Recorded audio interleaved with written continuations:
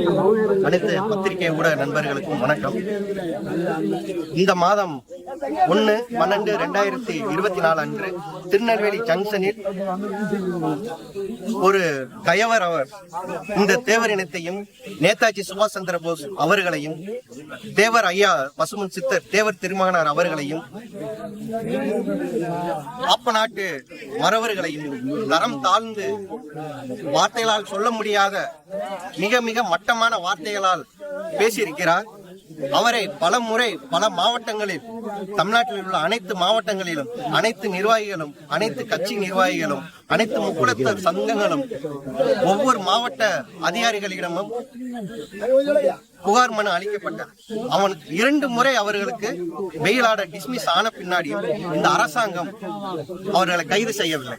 அந்த கயவர்களை கைது செய்யாத இந்த திமுக அரசை ஆப்பநாடு மறவர் சங்கம் கடுமையாக கண்டனம் தெரிவிக்கிறது. இந்த கிட்டத்தட்ட 2.5 கோடிக்கு மேல் இருக்கக்கூடிய முக்குளத்தோர் அவர்களின் தெய்வமாக இருக்கக்கூடிய பசுமன் சித்தர் அவர்களையும் நேதாஜி சுபாஷ் சந்திர போஸ் அவர்களையும் சர்வ சாதாரணமாக ஒரு நபர் மைக்கில், அதுவும் வெறும் 5 நபர்கள் கொண்டு சர்வ சாதாரணமாக மிக மிக இழிவான வார்த்தைகளால் பேசிய நபரை கைது செய்யாத இந்த கையாளாகாத திமுக அரசை மறுபடியும் கண்டனம் தெரிவிக்கிறோம். ஒட்டுமொத்த 2.5 கோடி மக்களின் பிரதிநிதியாக முக்குளத்தோர்களின் ஒட்டுமொத்த பிரதிநிதிகளாக தான் இந்த கண்டனத்தை தெரிவிக்கிறோம்.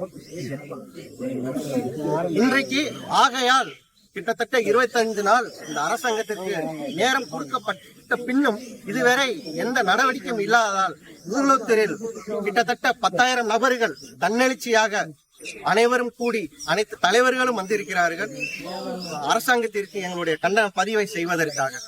இது அடுத்த கட்டங்களிலும் தொடரும். ஆனால் தமிழகம் முழுவதும் பெரிய மாநாடாக கிட்டத்தட்ட 10 லட்சம் பேர் திரண்டு அரசாங்கத்திற்கு நாங்க எங்களுடைய எதிர்ப்பு குரலை பதிவு செய்ய கடமைப்பட்டுள்ளோம். டாக்டர் ராம்குமார், ஆப்பநாடு மறவர் சங்கம்.